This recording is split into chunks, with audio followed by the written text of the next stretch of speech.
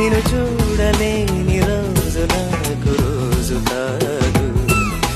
ప్రతిదినం నీ దర్శనం మరి దొరకునా క్షణ క్షణం నీ అర్చనం ఇక జరప